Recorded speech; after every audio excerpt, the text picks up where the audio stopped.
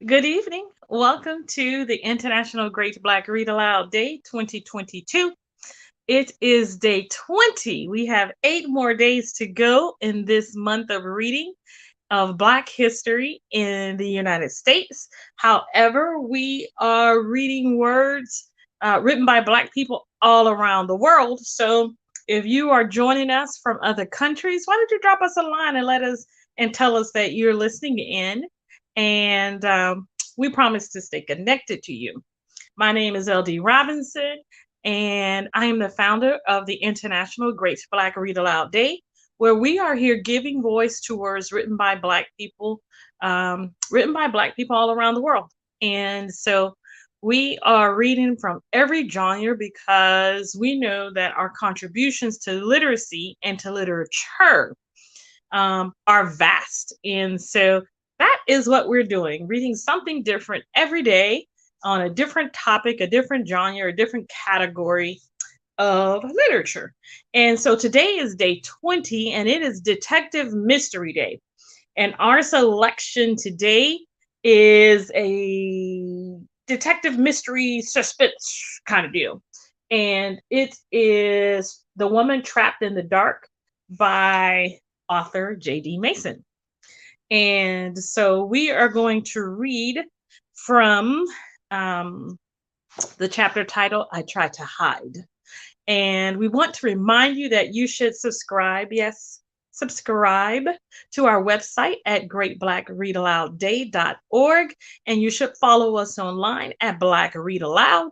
And if you're out there reading, which we hope you are, we hope that you are out there tagging your stuff, hashtag TigRat. And so our selection for today is, once again, The Woman Trapped in the Dark by author J.D. Mason. I tried to hide. Abby jolted awake, disoriented, terrified, poised to fight. After several moments, she realized that she was alone on a yoga mat on the floor of a small room. What had they done to her? The thought struck fear in her so strong that it was nearly paralyzing. And without warning, she started to cry as she intensely focused on her body. Abby ran her hand down the front of her t shirt and shuddered at the thought that came to mind. Rape. Had they? She collected herself enough to assess her body. Abby still had on the clothes she'd gone to bed in the night they took her. A pair of cotton shorts and a t shirt seemed to be intact. And nothing seemed. She took several breaths. Abby reached inside her shorts to discover that she was still wearing panties. If they had assaulted her, she couldn't be sure, but it didn't seem like they had. Her stiff jaw ached from where she'd been hit, and there was a cut on the inside, tender and raised. She noticed it when she raked the tip of her tongue across it. Abby surveyed her surroundings, and when she saw the door, she shakily struggled to get to her feet and made her way across the room. It was a hollow steel door with a latch plate shielding the locking mechanism in the seam between the door and frame. Screwed in next to the knob, Abby pounded her palm against it. Hey! She waited for a response. Let me out! Let me! Help me! Somebody please help! She pounded until her hand ached and she was almost hoarse before finally giving up. Sunlight filtered through one small window near the top of a 9 foot high ceiling, a window too high for her to reach and too small for her to fit through. A small air vent was at the opposite end of the ceiling. The walls were painted white, but were like concrete, like the floor. Abby sat on the mat on the floor with her back pressed into one corner of the room, her knees drawn up to her chest, sobbing uncontrollably. This whole ordeal was like something out of a nightmare that she couldn't shake herself awake from. What did they want with her? Why had they done this? Were they going to kill her? Why? Was she still in blink? She didn't know. Abby had been unconscious part of the time when they had her in the back of that car. She had no idea how long they'd driven before she finally come to. Suddenly, it dawned on her that nobody even knew she'd been back in town. Abby had only planned on packing up a few more of her things to take back with her to Dallas, and spending the night had been a spur of the moment decision. She hadn't called anybody, not her father or not her best friend Sky. The only person she'd spoken to about even being in Blink was Jordan. You were supposed to wait, he'd said over the phone, doing his best impersonation of being the boss of her. But Abby wasn't accustomed to being told what to do. I suppose I could have waited, she said calmly, but I didn't want to. Besides, I needed to pick up a few things and figured that today was as good a day as any to do it. Jordan sighed deeply and took his time responding. Things are different now, Abby. People know about us and precautions need to be taken where your comings and goings are concerned. So what you're trying to tell me is that I need a bodyguard? I mean like a bodyguard or two. She found the whole notion ridiculous. That's just silly, Jordan, she quipped. Not to mention embarrassing. What would I look like coming back to Blink, Texas with armed guards surrounding me? People would think I was acting like Beyonce or somebody. I don't care what people would think. You'd be safe. I'm a big girl. I can take care of myself. Abby got it. He wasn't happy about her leaving alone, but Blink, Texas was her home. Of course, she felt safe there, safer than she ever did in Dallas. She appreciated his concern, but it felt like overkill. Obviously, it wasn't. Abby had promised to call him before she'd left the house the following morning to head back to Dallas. She'd promised to be back at the penthouse first thing, but what if she wasn't? Abby put herself in his shoes. Jordan would call her, and when she didn't answer, when she didn't show up like she'd promised, he'd worry. A small light of hope sparked inside her. Jordan would come looking for her. He'd call the police and her father. It wouldn't be long before the whole town knew that she was missing. The police would go to her house and they'd see that there'd been a struggle. He'll look for me, she whispered. He will. She swallowed and fought to compose herself. Suddenly, it was all starting to come together. Since the governor's ball a month ago, Abby had become the new phenomenon. She was the mystery woman on Jordan Gatewood's arm that night, and the public had become more and more curious about her. Those men had found out about her too, and they'd probably been waiting for her to show up at the house or something. Ransom. This was about money. Abby had been abducted because of Jordan and who he was and what he had. The more she thought about it, the more it made sense. Jordan already knew. He had to know. They had to have called him and told him what they'd done and what they wanted. Instead of sitting here and falling apart, she needed to pull herself together. Abby took a deep breath and released it slowly, then dried her tears.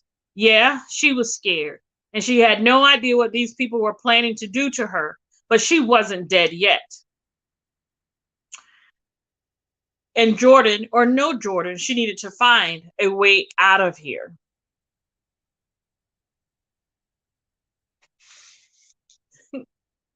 Think, Abby, she murmured, scanning the room for even the smallest details. The blue mat was basic. There was no zipper or buttons on it that she could possibly remove and use to try to pry open that door and escape. Other than that, there was nothing else in that room. Shh, she said in frustration and pushing back panic.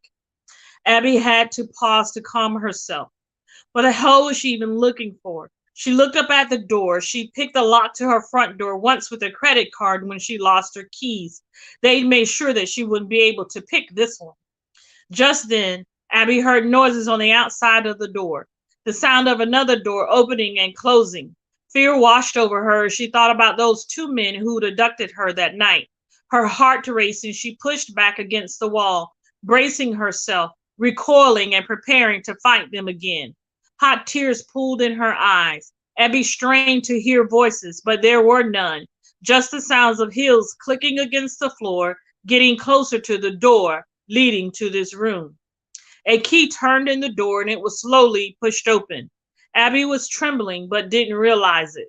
It was a woman, tall, lean with an almost boyish build, wearing black jeans, a long-sleeved gray V-neck shirt, and low-heeled black leather boots. Like the two men, she wore a black ski mask to hide her face, but long waves of blonde hair hung down her back and shoulders. She cautiously entered the room, wearing dark sunglasses, carrying a clear plastic bag with a sandwich in it and a small bottled water. She set both items on the floor, then stood next to the door and waited. Eat, the woman said. Abby glanced down at the sandwich and almost threw up just looking at it. She swallowed bile rising in her throat and then looked back at the woman. Please let me go, she begged. Please. I won't say anything. You don't have to do this. Eat, she repeated, sounding like a robot. I don't want this. The woman seemed uncertain as to what to do next. Please let me go, Abby said, detecting what seemed to be a sign of weakness in this woman. You are a woman, she continued. Eat. Whatever you want, Abby promised shakily. I can get you whatever you want. Money? Do you want money? Abby nodded. I have money, and if it's not enough, I can get more. She sniffed. Those other two don't have to know, and I won't tell. I swear to God, I won't tell. Eat. Abby shook her head. I don't want to eat. Let me go. Without uttering another word, the woman bit down to pick up the sandwich and the bottle. Abby sprang up from the floor and bolted, pushing the woman so hard that she fell as Abby raced past her, through the door and out into what looked like a dishwashing area of an old restaurant. She ran past rusted sinks and through a doorway that led to an open eating area filled with wooden tables stacked with broken chairs toward another door next to a big window. Adrenaline drove her to run as fast as she could, as far as she could. Abby was getting away. She'd escaped. Sunlight flooded in, momentarily blinding her as she finally made her way outside. That woman was behind her. Abby could feel her closing in. She glanced at the car parked out front and started to head out onto the road when she spotted another car barreling toward her. Abby pivoted and ran toward the wooded area behind the building. Twigs and thorns dug into Abby's bare feet, but she didn't dare slow down. Her chest burned. What the? She heard a man say. Nay, she won't get far. Don't stop, she commanded over and over again in her mind. Don't fall. Excuse me. She had to go faster. Abby could almost feel the pounding of his steps behind her, reverberating up through the ground, closing in, getting closer as she wound her way through the maze of trees with agonizing pain, shooting through the soles of her feet from splinters embedded in them. She felt herself starting to slow down, or maybe he was speeding up. She wasn't sure. Just go, Abby, she sobbed desperately. Keep going. Keep. She was grabbed by her shirt from behind and pulled down to the ground. Abby kicked and screamed as he lifted her off the ground by her waist. She clawed into his arms with one hand and reached over her head for his face with the other. He never said a word to Abby or to the woman. Look at him, she told herself, trying to turn to see his face, but he pushed her head down. Get my mask from the car, he told the woman as they made it back to the building. Hurry up. He stood there, holding Abby, still fighting to free herself. Stop it, he demanded, shaking her like a toy. I mean it. The woman came back, and moments later, Abby was back inside that room and dropped on the floor. By the time she looked up, both were gone, and the man was closing the door behind him. The sound of the key turning in the lock sent a chill up her spine, and Abby collapsed, exhausted and afraid, and pissed at herself for getting caught. Abby crawled over to the mat. God, she'd almost gotten away. If he hadn't showed up, she would have. This wasn't happening. It was all too surreal and ridiculous. She was still waiting for the sound of the alarm on her phone to go off and to finally wake her up. Please let it go off. She had no idea how long she lay there, staring up at that small window before a thought came to her and reminded her of a time in the very beginning of their relationship when Jordan had asked her to be brave. He'd said that the kind of love that the two of them shared would take courage. It was a strange thought to have at a time like this, but somehow she knew that it had come to her for a reason. Abby had to be brave if she was going to make it through this. And if it did have something to do with Jordan, then she would have to believe in him, believe that he'd find a way to get to her. She had to believe in the two of them. It soothed her, calmed her, thinking of him, and maybe it even keep her from going crazy. If I don't get out of here first, Jordan, she murmured. You find me, Jordan. She sobbed softly, closed her eyes, and focused on a single thought: please find me.